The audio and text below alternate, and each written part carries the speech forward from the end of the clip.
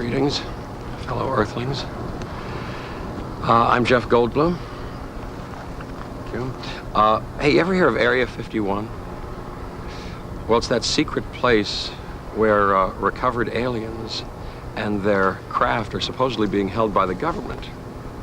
Well, they say that Area 51 doesn't really exist, but they say that about Area ID4, too. And look where we are. It's Area ID4. This seemingly desolate building is actually burgeoning with activity, secret activity, that they're trying to keep from us. See, there's a whole wealth of information that, if uncovered, would reveal to us the secrets behind one of this summer's most exciting and biggest movies, Independence Day. Watch this. See what I mean? It's not going to stop us. Okay, time for some good, honest labor, huh?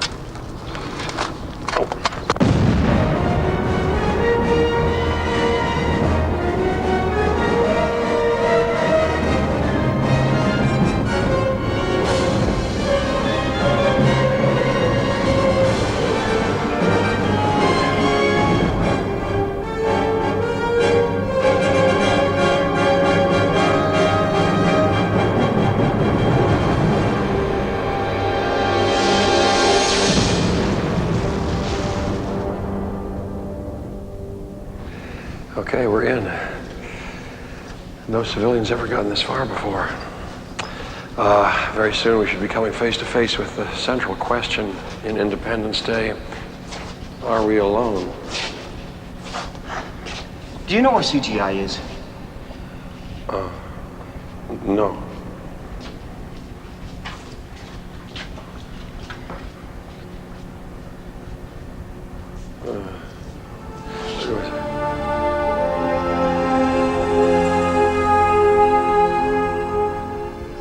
I believe in the idea that there is something out there. There's got to be other life out there. I can't imagine we're the only ones.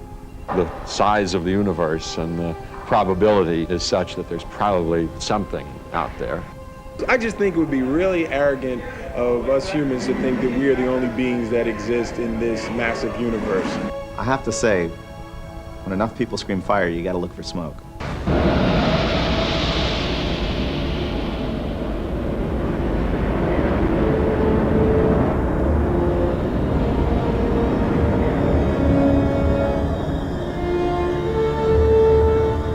What if, tomorrow morning, we were to wake up to discover enormous spaceships, 15 miles wide, hovering over the 30 biggest cities of the world?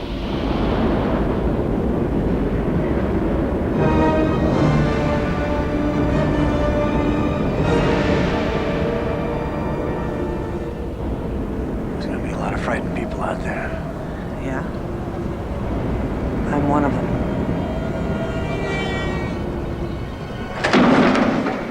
Okay, here we go. When next this elevator door opens, we're going to come upon a room where some of the stars of Independence Day have been sequestered, believe it or not, forced to keep silent about their roles in the film. Let's see if maybe we can put an end to this gag order and get some of my co-stars to tell us what the movie's about. Ready? Fight the power.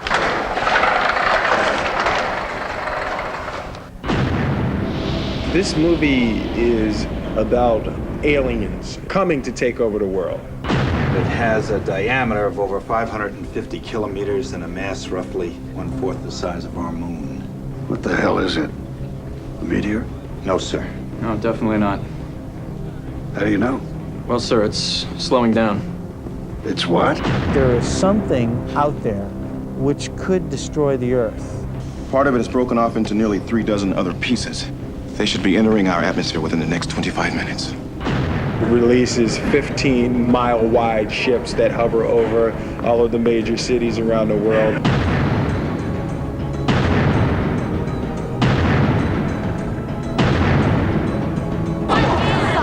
Aren't you coming, David? No, I gotta see it. This is a big emergency crisis situation, you know, like a building on fire, or except times 10 billion. We have to ask you to try to stay calm, and it's important for everyone not to panic.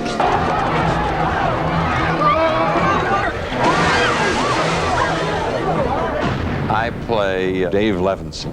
My God. I'm the one who discovers some things about when they're going to attack. See?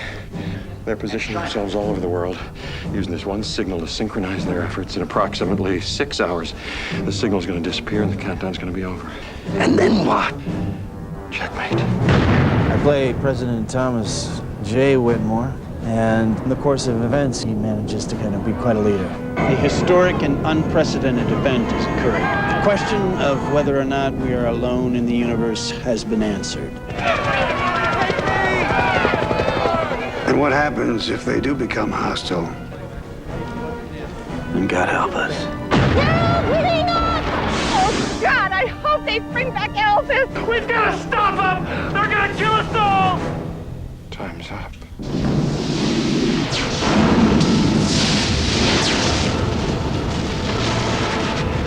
They destroy big cities all over the world and then threaten to destroy everybody. All hell just breaks loose, and I run from the walls of destruction. The plan is to rub everybody out by July 4th, so we have to mobilize. We will not vanish without a fight. We're going to live on. We're going to survive.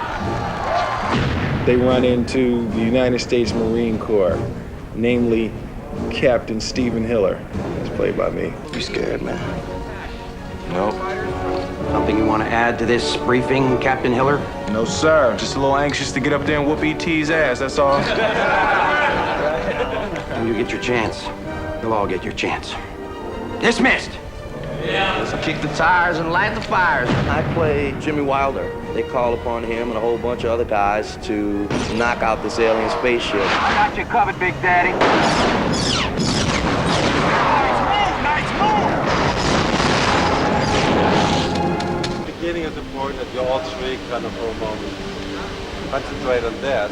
You have this massive cast, and when the movie starts, you don't know who's going to still be around at the end of the movie. We wanted to have this feeling that every character is equally important, so in face of disaster, every one of them could die. For the audience, it will be a big loss. Get him out of there!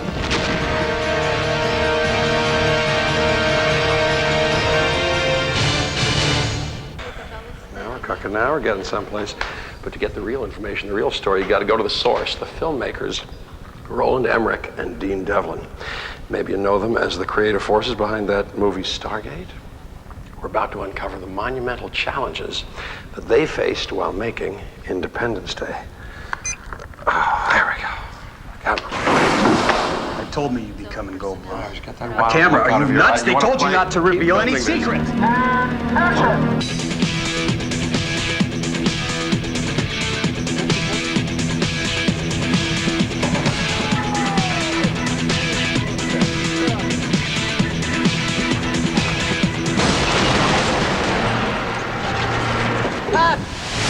We shot over 6,000 elements to make up over 400 visual effect shots. We've had models, a pyro unit, 2 motion control units, and at various times there's been additional model units. There's more miniatures in this movie than probably any 2 movies combined. There's cities to build, there's alien craft, alien creatures. It just runs the whole gamut. There was also an enormous amount of on-set effects with enormous explosions and car crashes. I know in one day alone in New York we crashed 23 cars.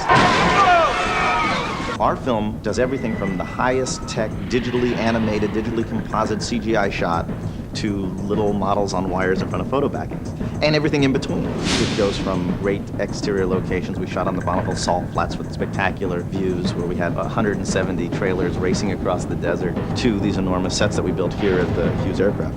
She's a beaut, ain't she? We decided to have our alien to show up and make a hell of an entrance. There's a lot of challenges in this kind of movie, and Roland and Dean are very good at understanding what's going on, having an internal rhythm of all these scenes. Roland and Dean, I can't separate them. They just Between the two of them covered all the bases. Roland Emmerich as a director is an incredibly rare breed in Hollywood. He has unbounding energy and loves making movies. Can you open this window here? I would try to make a movie which is entertaining and as diverse as possible. There must be really a moment, where you're like... Roland is the film. He knows everything about the plot. He knows everything about every special effect. He knows an awful lot about movie making, and he shares it with such ease. When you're on the set, you can feel his passion and his involvement, and it's infectious. You come to him and it's more like, does anybody hear you? Yeah. Oh, nice. And he lays the base for you of what he wants clearly enough that you can use that as a springboard to bring he and Dean's words to life. He's very concerned with detail and is very much in command of his art. This direction was great, but it should come a little bit closer to the window. Roland is a notorious location scouter. He'll usually see 30 different locations before he chooses one he likes. Not only is he trying to choose something that has a very special look, because he is a very visual director, but he also has to find locations that will work with the special effects. I saw Stargate and the type of things that they wanted to do, and this is a classic big budget Hollywood picture. You have thrills, chills, spills, and the special effects, the level of the special effects in this film, I mean, huge. Almost every scene is kind of built to send the ball out of the park. It's going to be quite an assault on our senses, kind of like a roller coaster. Frame after frame after frame. You won't find a film that has more on screen than this film. And that's what we're most proud of. The money spent on this movie is on the screen. And you see it.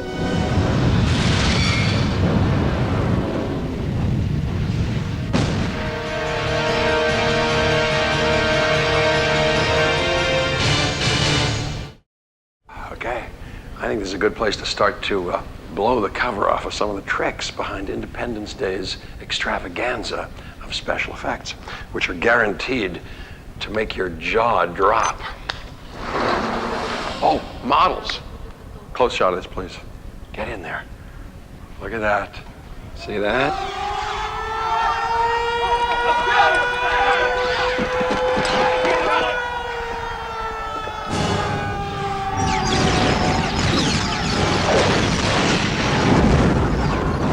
I think when you do a special effect movie, I think you should do something which, first of all, you have to go to the limits of what technology can do, and you have to create sequences that people haven't seen. We have alien spaceships above Los Angeles and some other major cities. So pretty. These spaceships have a heat ray. The heat ray comes out from the middle and spreads out toward the edges of the city.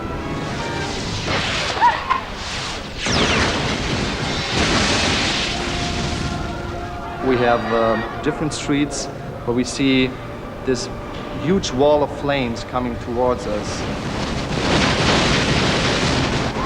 And when you look down the street, you want that the fire comes right at you. But fire wants to go up, especially when you do it in a miniature. So what we had to do is we had to build streets and objects upright. The street had to become pretty much a chimney for the fire. Our miniature, it's 24 scale. It's about 8 feet wide, 20 feet long. It's hanging on a scaffolding at about a 10-degree angle. So when we have our destruction and our fire and everything start here, it will run up the street as it eats up the fuel. And our camera will be mounted about 5 feet off the set. A very important issue is the detail of the model itself. Even if we only see it for a couple of seconds, it's always totally important to have the detail from bottom to top. All the signs, all the telephone poles, all the street lights, parking meters, it basically has everything on it. We really have to be careful that the best detail is directly in front of the camera. The fireball was only one element, and then we kind of did all the interactive things. We'll shoot a blue screen that will be air cannons and stuff, like a concussion wave hitting them, then we'll shoot debris, and then we'll do some live action stuff and some people in it. The people running away from the wall of destruction. Cars have been picked up in the concussion wave and been flung far forward. All right, stand by. Pictures up, please. And let's start the smoke, please, and the wind. And rolling, please. All right, stand by. And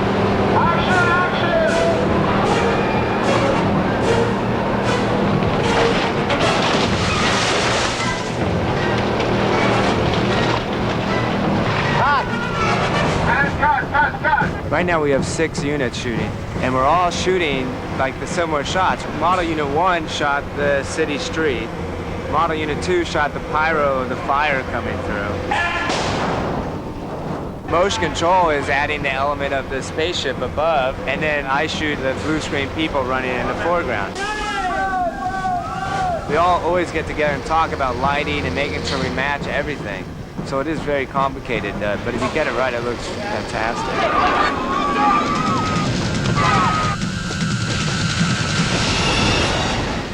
Today we are doing the explosion of the White House. This model probably costs in excess of $50,000. I get one shot at it. There's a great many variables that go into the completion and the successful blowing of a model like this. One has to consider what the model is made out of, in this case plaster. You have to know the scale, you have to know the size of the charges that you're using, how much gas, what the camera speeds are. Mike Joyce and his team of geniuses sat down and built this unbelievable replica of the White House. We're building that at 12 scale, which is over 14 feet wide, and we're going to blow it up, and it'll look tremendous when it goes. This had to be a world-class product because all the cameras that we're setting up around here are within 10 feet of this particular model. And even though it's an existing piece of architecture, there are still things that have to be artistically rendered before it even gets to the model shop. Then the model shop takes all of those blueprints like you're really building a real house, and then they have to manufacture all of that. We put a lot of thinking into that. Everything was a mold, so every piece was built like the White House was built, out of single pieces. The important factor is to make sure that you have a lot of information on film, so you want to make it as slow as possible. The normal camera speed would be 24 frames per second. It's 1 second of film. We're shooting tonight with 300 frames per second. So that means when the actual explosion takes place, you're slowing it down 12 times. The whole thing looks 12 times slower in the end. Even though you're shooting 300 frames per second, if I was to use something like dynamite, you would have maybe 2 frames of explosion and that's it. You want to blow it up in stages and you want to see the pieces and debris flying out of there. Everything will be falling in front of the camera or jetting out the sides. And all the camera crews are going to be unmanned and everybody is in a safe position. Let's clear, please. When you start to come down to that 10-minute mark, everybody's very concerned because, of course, there's hundreds and hundreds of hours, tens of thousands of dollars, and what we really want to do is make sure that we just don't stub our toe at the last moment. We really only want to do this once. Roll cameras. Roll cameras, please. Stay! Stay! And action!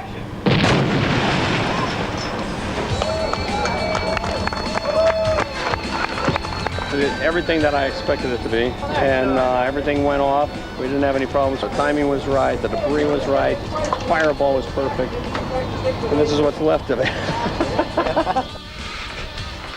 Okay, now, if it isn't scaled down or blown up, when it comes to special effects in Independence Day, it's probably going to be CGI, computer-generated image.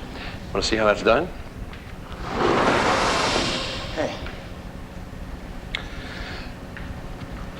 Hey. Blowing up the White House is something that one wouldn't want to do practically, so we figure out how to do that as a visual effect and how to creatively put it together in the computers. If you could actually go blow up the White House, we wouldn't need to do compositing, but since we don't want to really do that, we have a model and we have all these elements. My job on this particular shot was to add a model destroyer in the sky and a beam coming down from the ship with particles, and it strikes the top of the White House as the actual model is exploding. There's really 2 distinct fields of visual effects. One is compositing, the other is CGI, computer-generated imagery. The difference between the 2 is compositing, you're putting the elements together, and CGI, you're actually generating elements. The same way if you were shooting an element, you're actually creating something that didn't exist before.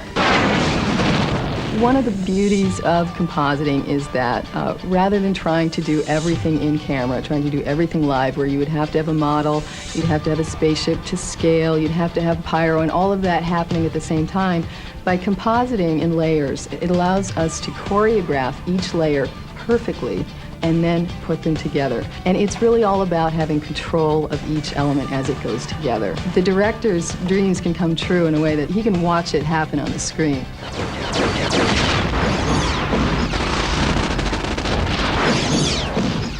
The aliens and the F-18s engage in the largest air battle in history, and we needed to put that on the screen. Squadron leaders, your mates to maneuver.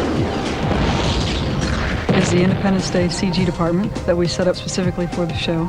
Computer graphics is the 3D environment used in digital effects, and these animators are here doing all the computer graphics.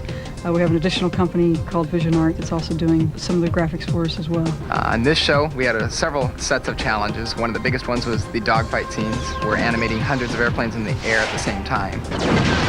To do that plane by plane is just a really painstaking process, takes a really long time, because you have to do not only each F-18 or each attacker, but then each attacker shoots and each F-18 fires missiles and tracers. You've got literally thousands of things to keep track of in the scene. Since we're doing this all with computers, computers are really good at simulating all those things, so we've written programs which do nothing but simulate the dogfight scenes in a way that we have a lot of control over them. Because there's a limited amount of horsepower in the computer, we have to use primitives or these little dots to represent each of the airplanes at first. What you're seeing right now is white dots for each of the F-18s and red dots for each of the alien attackers. It's only stepping a few frames per second. It's only stepping very slowly through the dogfight, and that's so we can tweak each of the individual parameters. As soon as I get the motion the way I want it, as soon as I get the numbers the way that we want it for a particular shot, then I can go in and substitute the real airplanes for these dots. Our representation of a solid object we call a wireframe, and how you get there basically are points in space. You can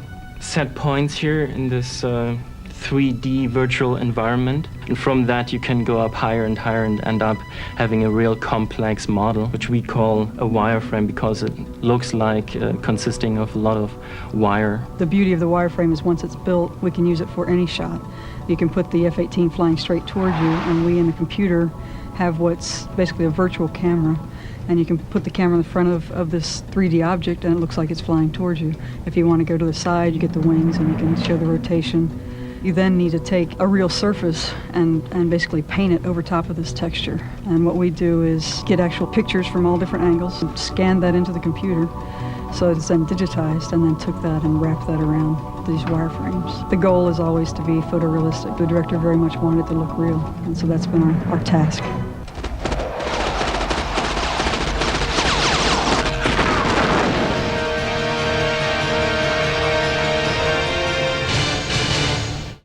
Well, maybe the most thrilling aspect of the movie, besides the explosions and the fine acting and the stunts and the fine acting, is the possibility that one day soon all of us Earthlings can unite for the common good and find a way to get along.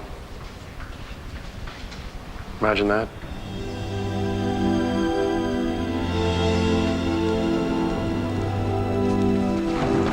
What happened, Mommy? I don't know, baby. If there were an outside aggressor, an alien invasion, wouldn't everybody on this planet forget their petty differences and concentrate more on what binds us together, the fact that we are all one race, human? Independence Day is an attempt to express that. I think the core theme is how different people come together in the face of a disaster. Hold on, everybody! Hold on! People from completely different backgrounds all come together and, unite to preserve the human race. You will be launching the largest aerial battle in the history of mankind. Mankind, that word should have new meaning for all of us today. We all wake up to our best selves in a way, in our humanity, in our sense of brotherhood and ability to work together. It's been a pleasure. Steve, you too. It is only the care and the courage of each individual involved that creates the possibility for further life. And everybody gets a chance to be a hero for a little while. You know how I'm always trying to save the planet? Here's my chance. There's a lot of attitude in this movie, and sometimes it's fun to go see a movie where a lot of characters have a lot of attitude. The 4th of July will no longer be known as an American holiday. But as the day when the world declared in one voice, we will not go quietly into the night, today we celebrate our Independence Day.